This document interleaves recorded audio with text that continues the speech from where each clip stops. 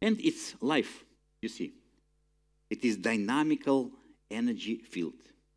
And this energy field has its own life, its own variation. It's not stable. We are not stones. We are not metal subjects. Variate in our life. We have some transformation, daily transformation, monthly transformation.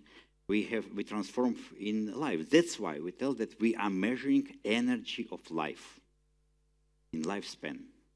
And based on statistics, based on huge databases, we can evaluate what does it mean for a particular person. So in medicine, I was lucky from the very beginning. We met very top-level medical professors in Russia, and we've done a lot of research in our universities, in Moscow, in St. Petersburg, Novosibirsk, other universities. Then it was very interesting research done in NIH, National Institute of Health of the United States, in Europe as well, in other countries. So it is really people who was interested in this. Because now I know that there are a lot of professionals in different parts of the world, in different professions, who are interested in something new and who are ready to spend their time, their efforts to study something new. And a lot of data you can find published, in particular in this book. It is available from Amazon.com. We make analysis of more than 160 clinical observations in medicine, and done by different people, of course, different professionals. We have many papers published in peer-reviewed journals with many, many observations. But again, I don't want to make you boring with graphs, because you know that it's saying if in a book you can find one graph, it diminishes the number of your readers to 20%. But we try to make a bridge between traditional Chinese medicine. We use the notion of meridians. Between Ayurvedic medicine, we use the notion of chakras, and we create the chart of chakras. And classical Western medicine, because we are based on notion of organs, systems. So we try to bridge this all together. Because you know that in your countries, you have thousands of years of wisdom based on very clever people, and it's proven by thousands of years. Our Western medicine is very young, maybe 200 years only, but still it has tremendous progress. So if we combine this together, it will be beneficial for both sides. That's what we try to do. And plus, we try to combine science, very strict science, with spirituality. So this is how we make analysis of chakras, and we see parameters of chakras, we see alignment. We have parameters that evaluate the size of chakras, and it's different from other analysis because it allows us to evaluate the inner self of a person, psychological attitude, some spiritual topics, and from this we can detect very interesting features.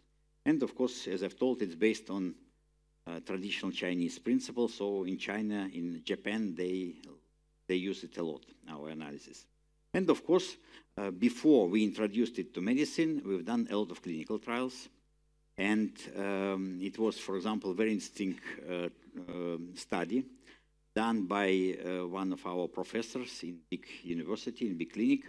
And they've been comparing readings, energy readings, with all possible classical analysis for more than 500 people. And you see that correlations between two was from 80 to 95%. Plus, it was proven that it's a lot of predictive power for this analysis. So we claim that we have prediction power of this analysis about 80%. That is what we claim. And of course, there are some cases that are not clear, but in many cases, it is very precise. So when doctors start using this, they ask, oh, is it true or not? I always tell them, please don't believe. Take yourself and try. If you don't like, just give it back. And it's interesting that in 18 years of our development, never, ever, it was negative response from people who've been using. So it was better, worse, but still no negative. And as I've told, it is analysis of functional state of mostly autonomic nervous system. And this allows us to give express analysis, express diagnostics of well-being and potential problems. Very important that it's not only analysis, but it's follow-up. For example, now we work in cancer hospitals, and our doctors tell that they are not interested in diagnostics. People are coming there who are having these problems, who are diagnosed with many, many instruments.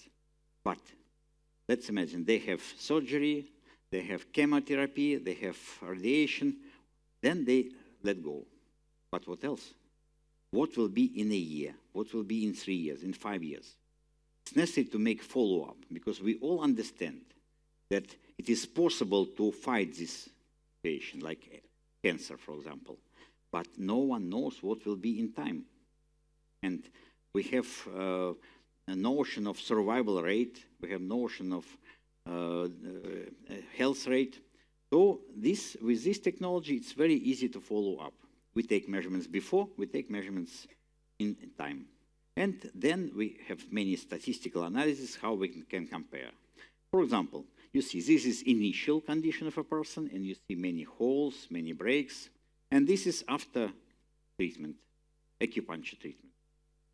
And for treatments like acupuncture, homeopathy, electromagnetic treatment, this is mostly important, because it's very difficult to prove that it's efficient. Because it's not just to take your pill and you have headache is gone. It's long-range treatment. It takes time. So to prove that it's really efficient, that really makes sense, you need to use some instruments, and this is very convenient.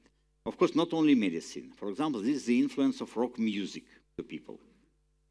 It's one of our favorite lines.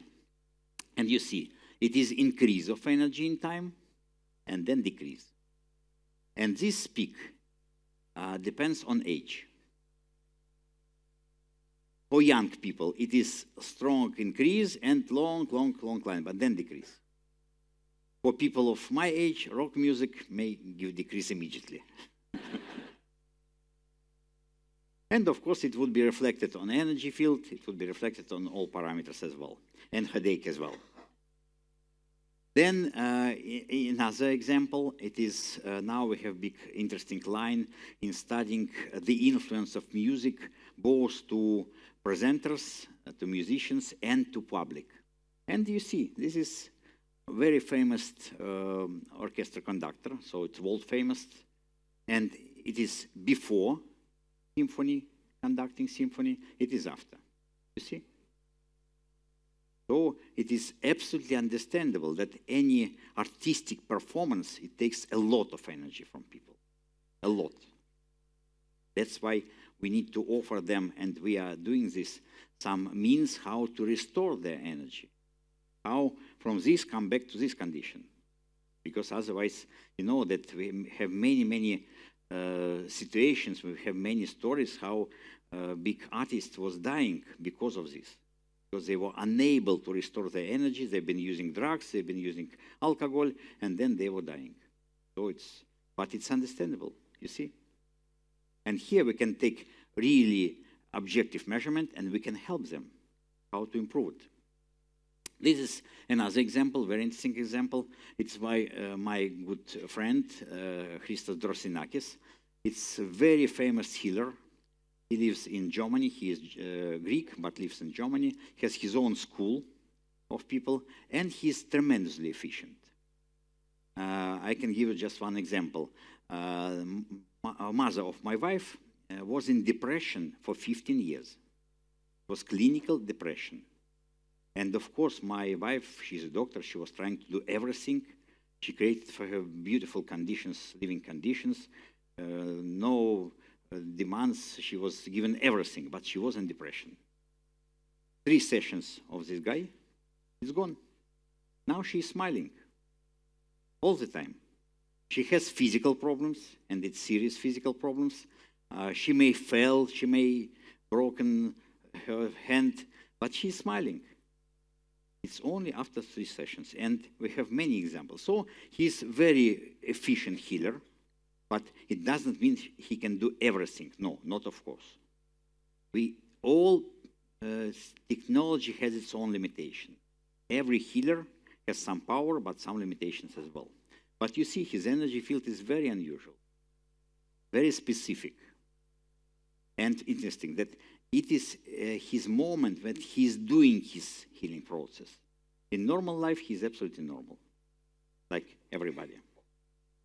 Then this example of young, old lady, 101 years, and you see her energy field is quite strong, quite powerful.